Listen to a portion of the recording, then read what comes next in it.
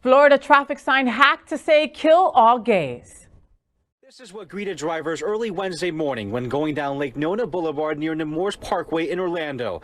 A hacked message board with a homophobic statement that read, "Kill all gays." Clearly someone that feels like they've been empowered. The sign was originally placed there to remind drivers about an upcoming 5K, but somehow someone gained access to it to spread hate. When you see someone go through the efforts of hacking a sign to put such a disgusting message, of course it creates fear, and that's the point. The city says the message was removed as soon as it was brought to its transportation department's attention, and the board itself was eventually taken down.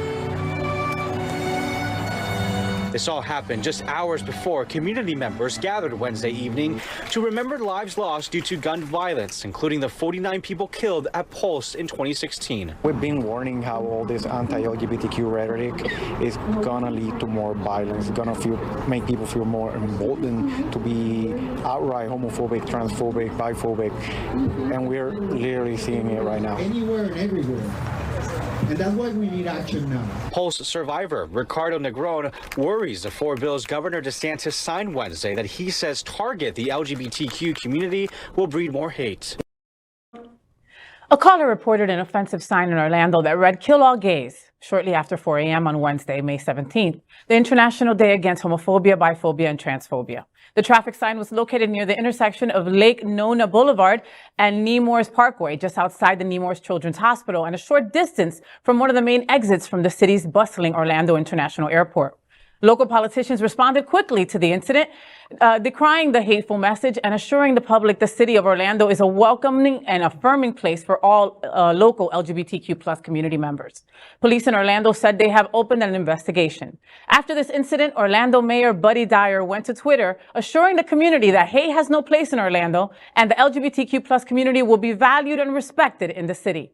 The incident comes against the backdrop of Florida Governor Ron DeSantis and his advocacy of anti-LGBTQ+ laws, including the notorious Don't Say Gay law.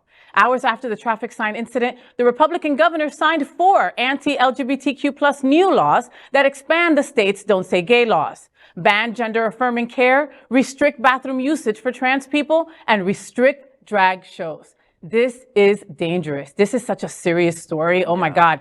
And it just so many moving around emotions for me. When I first saw this on Facebook, I first thought it was fake, boys. I really did. I thought somebody had just put it together, blah, blah, blah. And I was even more horrified to find out that it wasn't real, that it was real, that it wasn't fake. In Orlando, of all places, were the poor victims and families of those lost at Pulse. Like, how disgusting of a human being you must be to do this. And it's all the gay rhetoric that's out there that's giving these people the pass to do things like this. And trust me, mark my words, this is only the beginning. We're actually lucky that it's a sign and not some crazy violent thing that is in the midst of coming our way, because I hate to say that, but it's the truth. Well, some anonymous Pringles munching incel sitting in his mother's finished basement figured out a way to hack into the traffic signs. I'm seriously concerned about what they're capable of doing with access to AI. I mean, this is something as simple as that. Who knows what can happen? I thought it was fake too, Faye. I literally was scrolling through Twitter and I was like, what? Oh, child, that's fake. Like, it really looked fake, especially even this video looked a little fake. But now it's just now coming to my attention that this was real. And we're coming up on the 7th anniversary of the Pulse massacre shooting, for this to be happening during this time. And it just goes to show the vitriol, the rhetoric, and the same way that when Trump took office and he allowed these people access to feel as though they had permission to be racist and bigots and xenophobes. The same way that people in the state of Florida are now feeling their transphobia, biphobia, homophobia, and all the other phobias that go along with that. I'm going to offend a lot of people. I give you a heads up. Tune out if you don't want to be offended. I know who did this. What? I know who did this. It was a white person. I know who did this. It was a man. I know who did this. It was a Republican supporting Donald Trump and Ron DeSantis. Those are the 3 common denominators. That's who is propelling hate in Florida and is trying to export the hate, regardless of which choice it's going to be, Donald Trump or Ron DeSantis, they'll want to export that hate to the rest of the country. I think you get it right in the first seconds, and I just want to repeat what I think you get right, which is this is dangerous. Kill all gays. By the way, this is a Friends survivor. They already did. They killed all of the gays on June 12th, 2016 at 2:02 a.m. They already accomplished it. This is dangerous.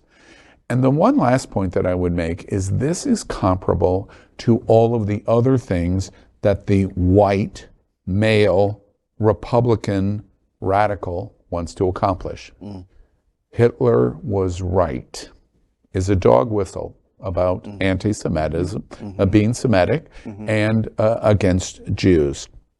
It talks about not being woke for black community.